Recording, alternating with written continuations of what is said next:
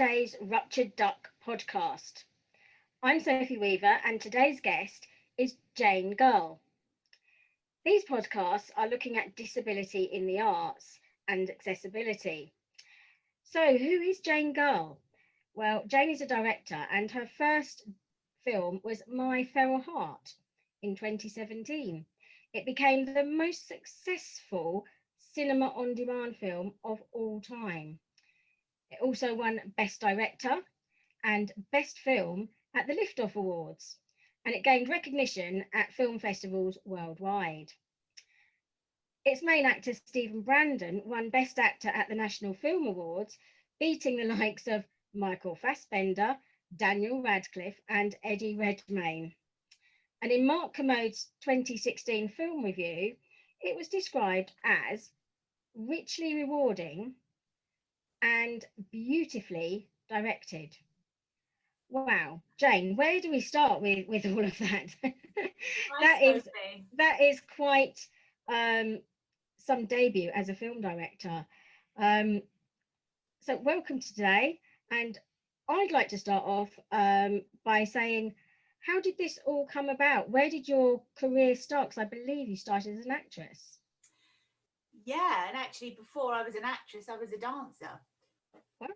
Yeah, but as a kiddie, I was always interested in all forms of performing arts, dancing, acting, and singing, although I can't sing, which was well, I can sing, but it's just not very pleasant for the audience.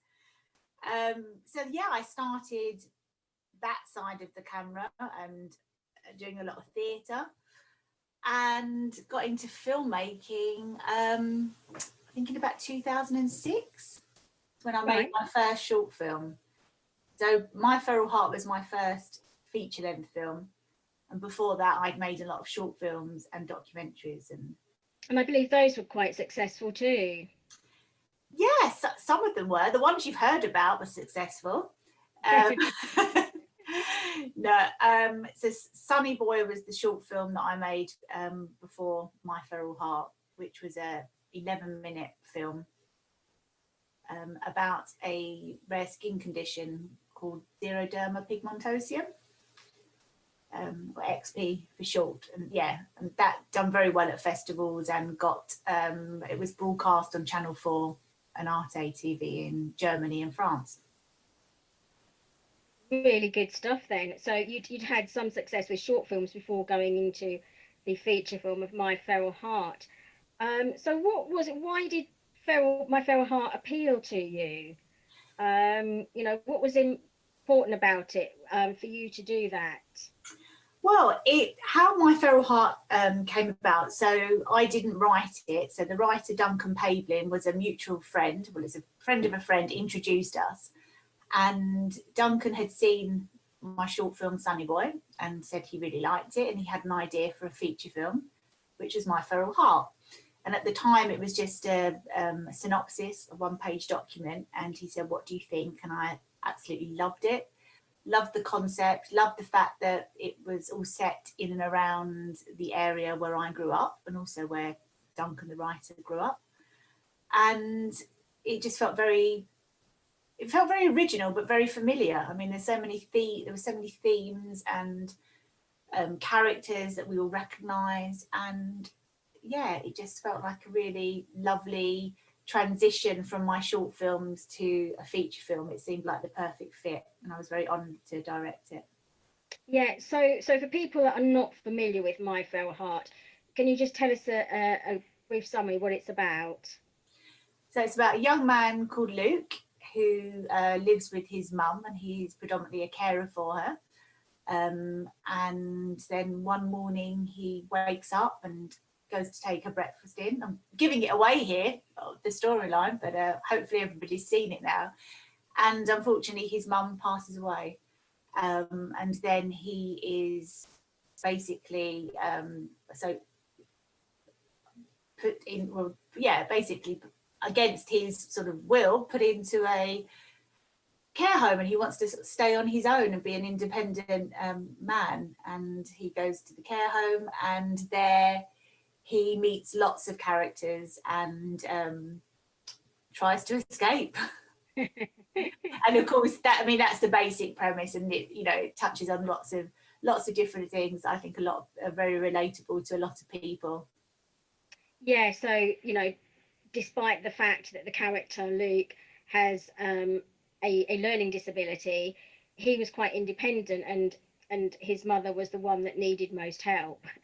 So kind of a bit of a role reversal from the start.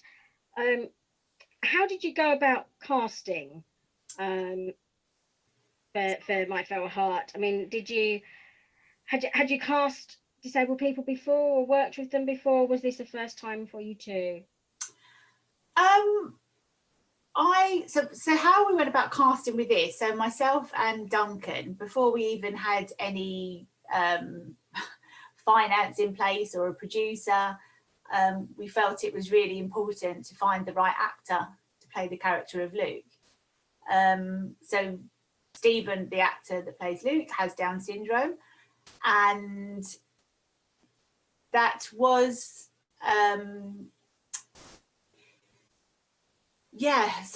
but that wasn't the thing. It wasn't to go and look for it was the actor has to lead the film. That was the challenge. It's for any. I was going to say, what were the challenges in the casting? Yeah, I mean, I think that this is the thing. When you're looking for an actor who is predominantly in most scenes in the film, he really, Stephen really does command the screen and the film. So it's, for any actor, whether you've had experience or not, it's a big weight on your shoulders. So when we were looking for the actor, to play Luke, originally we put a shout out on Spotlight, which is the casting network, like a breakdown that goes out to a lot of agents and to actors. And we put it 4 breakdowns out for the 4 lead parts. And for Stephen's role, I think we had about 70 actors put forward by agents, mainly by agents. But there was only 3 who had Down syndrome. And so we decided to sort of cast our net further afield and went out to different drama groups and organisations. But the strange thing is, Stephen belongs to the Mushroom Theatre Company in Rayleigh, which is run by a friend of mine and is in the area where I grew up. So initially I went along there to run a workshop for the smaller roles in the film. And because at the time, I don't think Penny thought there was anybody there that maybe was suitable for the character of Luke. And so I went along to the workshop and Stephen was there. And I got up with him and I'd done an improvisation with him. And the first thing he'd done in this improvisation, I'll never forget it. He stood there opposite me and he just pretended to light up a cigarette and smoke. And I was just like, he's really got something. He's really got something. And I'd done some different scenes with him. But he said to me that he doesn't like performing because he gets stage struck. And his mum even said that as well. But then once I got to sort of meet him and then explain how, like with film, actually, it's a lot of eating. I'm not saying it's easy in the theatre, but, you haven't got that live audience. And if you forget your lines, it doesn't matter. And when I told him it was a movie, he was like, up for it. And excellent. That was it. Yeah, that's how I found Steve. So it was Stephen's first film venture into, in the movies, as it were. Yeah. He does such a fantastic job. It really is brilliant. So working on set, there were other disabled characters on set.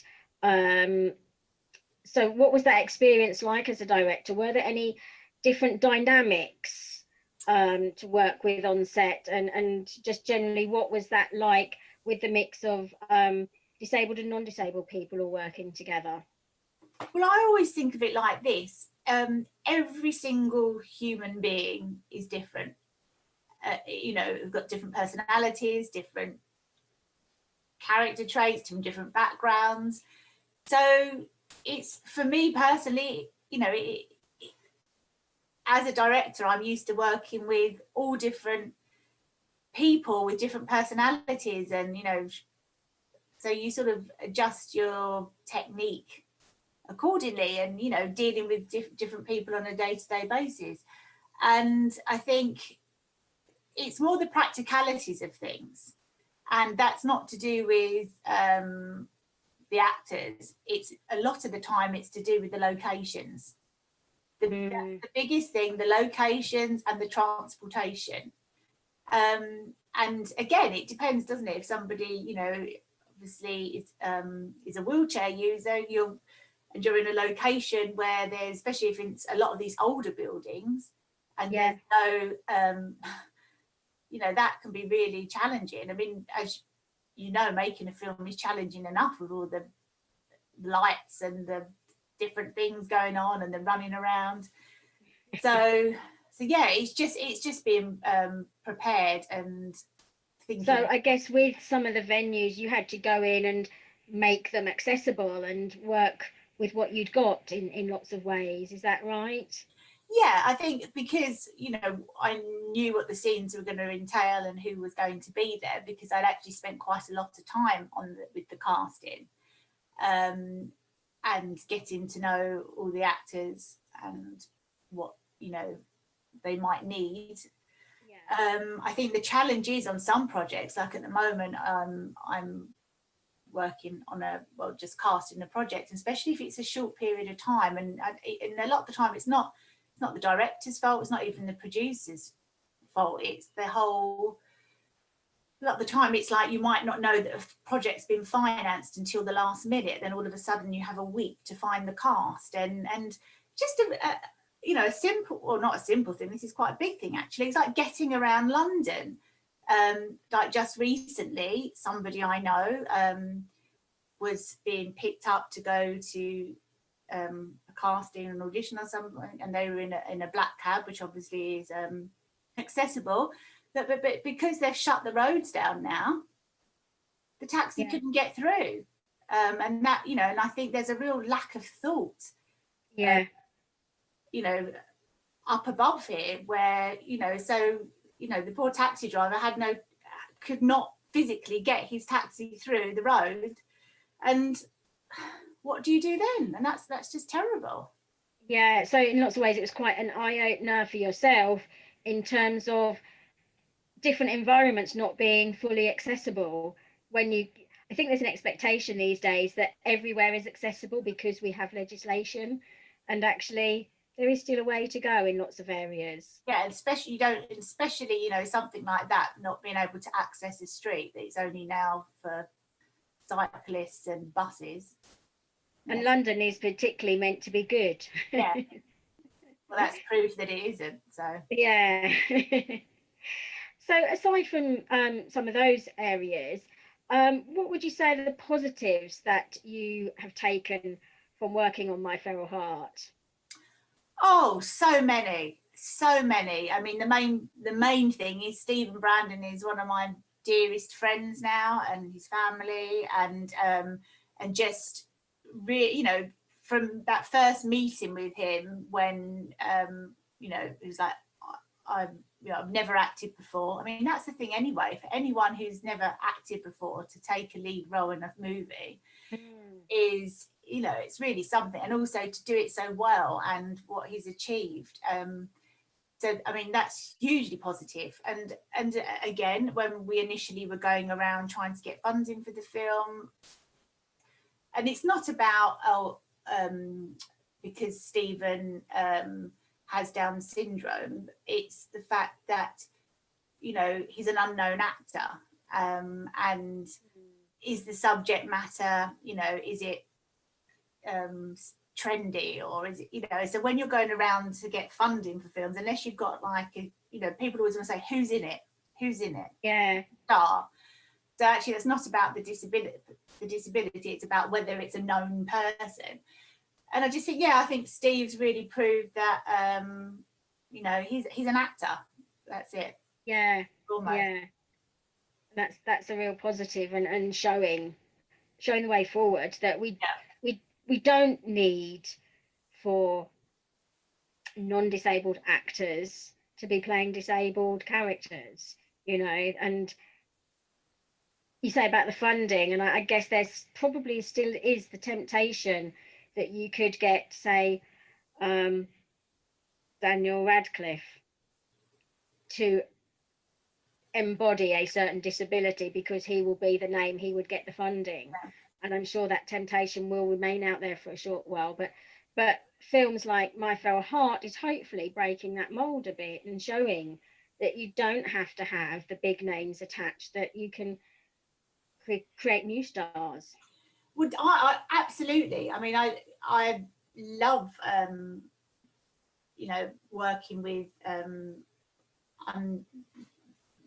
new talent, undiscovered talent, and I think that the directors want that. I think even the casting directors do. I think even the producers do. I think it's the problem is it's the sales, the distribution, the finance, and they're really the ones that dictate what goes on, because if we don't have the finance, can't make the film, or if it's not going to be distributed. I mean, with My Feral Heart, we didn't do it in a traditional way. We made the film first, and then we went on it was quite a slow process to actually, I mean, now it's on the BBC, but that's taken almost 6 years from when we started shooting to get it there. And we worked really hard, and it finally got out there. But a lot of the time, when you go into these things, you don't know. It is a gamble, and with the best will in the world, even with the best script or the best people in it, you never know what's going to happen.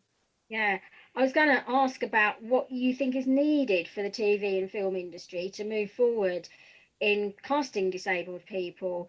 Where do you think the progress can be made? Is it about braver decisions with people like yourself, a director and casting directors? Is it about funders being braver about what they'll put the money into? Where do you think the progress will come from, and how things can move forward? I think it will move forward. I think with people. I think just with first of all with the audiences, and I think sometimes we think that only people are going to go and want to watch a film when so and so's in it. But I think actually now with Netflix and all these different channels, people are becoming a little bit more open to good stories, because everything's there now to see on Netflix. So you might not necessarily say, I'm going to go to the cinema to watch this film because so and so's in it. I think actually people are becoming a little bit more they care about the stories, and they want to see new people. I think we're all getting a bit fed up of seeing the same old people in things. So I think, and then if the audience, it's about supply and demand, isn't it? So then if the audience want it, then they I think like the financiers and everybody are more likely to go with it. But I also think you can't, if you don't know about something, how can I put this? So with the casting network, you've got this spotlight where all the actors are on spotlight, but you can only be on spotlight if you've been in a certain amount of projects or whatever, you know about it, or you have the money to be on it. So it's a bit of a chicken and an egg, isn't it? Yeah. And if you relied on spotlight, you would not have found Stephen, would you? Exactly. Yeah. And I know, so if the casting directors and people are just going through Spotlight and those networks, you're only going to see the same group of people, or if they're only going to the same agencies, but then it's about time, and a lot of it is about time. If you've only got 2 weeks to cast something, so I think it just needs more preparation, more planning, and just more inclusivity for everybody. And somebody like Stephen, for example, if I hadn't have met, I'm not saying me meeting him has changed his life because he belonged to a drama school anyway. But if he hadn't have been at that workshop, he wouldn't have done the film. And so if you're not involved in these things, how are you ever going to know whether you're good at it or whether you enjoy it? And so what I've found is a lot of people who are involved in, acting and things are people. A lot of them are people that have come from families that have from that background, or that have encouraged them, or they have the support of the family to be able to go with them to a casting, or those things like when you get a script the night before and they say, oh, can you do a self-tape? Well, not everybody has the facilities or the know-how to do that. Yeah. And it just feels like, although we've got more forms of communication with Zoom and all these different things, I feel that people are less, don't pick up the phone anymore to sort of speak to somebody, and then at least you've actually spoken to them and they've got the message, rather than sitting there thinking, oh, did they get the email, kind of thing. So yeah, I think it's just about more support and more just opening the doors and letting more people. I think another aspect that I'd like to ask you about is in terms of casting. Obviously, My Feral Heart was written specifically around a character with a disability. But in terms of other films, how do you think we need to move forward well, I think we do need to move forward, basically, in terms of seeing more disabled people in non-disabled roles?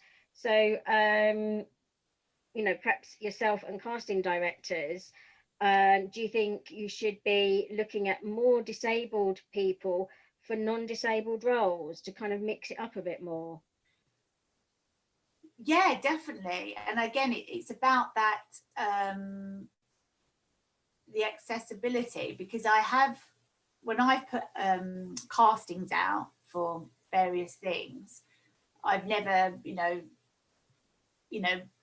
I never really sort of specify, I might say, oh, it's a certain age because because the character has to be, but there haven't been many people with disabilities apply for a lot of the roles. And I think, again, it's because it's, if you are going through the certain casting networks, maybe people don't know about them. So I suppose, yeah, it's about sort of going further afield, hence why with Feral, we actually, rather than just relying on the normal channels and the agents, we actually went out into the communities and to the groups, and that's really exciting, because it's it's really lovely to meet new people and to discover new talent. So the process between agencies, casting directors, perhaps needs to be a bit bolder in putting disabled people forward, even if it's not specified that it's a disabled character. Yeah. Yeah. So. And also, I don't know about the drama schools. I haven't really, I didn't go to drama school. I was supposed to go to drama school, but I couldn't afford it. But I don't know how, that, again, that's where the training happens, isn't it? So yeah, it's another point that I think amongst disabled people is a question mark of, it's much easier these days than it was at the time I would have applied. And I won't, let's not go there. But I was not able to attend drama school. I was not given the opportunity because of accessibility. So, I know that things have changed an awful lot, but, it's kind of, I don't know how far we have come. And that's perhaps an interesting thing to be looking at now. Yeah. Is, where do we find the people? Are they getting the training?